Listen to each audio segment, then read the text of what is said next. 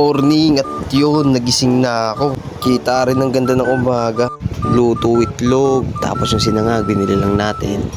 Kumain na nga pala, pagkatapos ko kumain, naligo na rin ako. Tapos naisip ko, birthday pala ng tropa, babatiin ko nga. Punta lang kami dito para batiin ka. Shoutout nga pala sa man, happy birthday.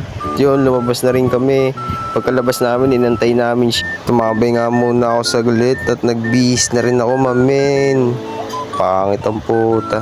Naglakad nga lang ulit ako papasok para magising ang diwa. At yun, nandun na tayo sa school. Kasalubong ko nga rin ng tropa at nagpapasama siya sa akin kay sir. Tara pre, samahan na kita.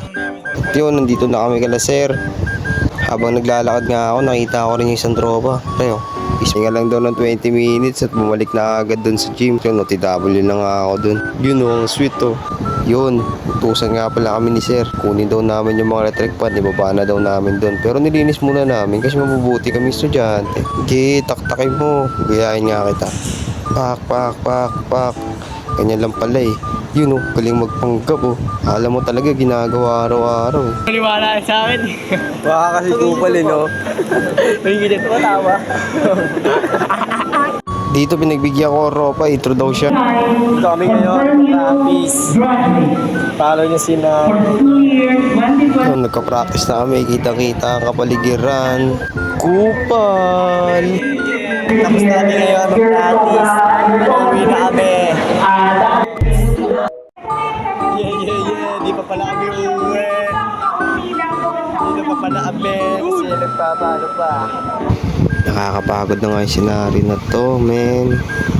At may kita naman sa mukha ng mga klase ko, napagod na rin sila, men. Wow. Yun, natapos na rin. Pauwi na rin kami, kinuha lang namin yung toga, sabi out. Habang pauwi kami, nakasalubong kami. Sinubukan ko siyang tanungin kung tagasan siya. Sabi ko, kuya, tagasan ka? Sabi ko, paano ka napunta dito? Nag-ano kami? Halay lakad. Yun. Tinanong ko nga rin siya kung kumain na ba siya.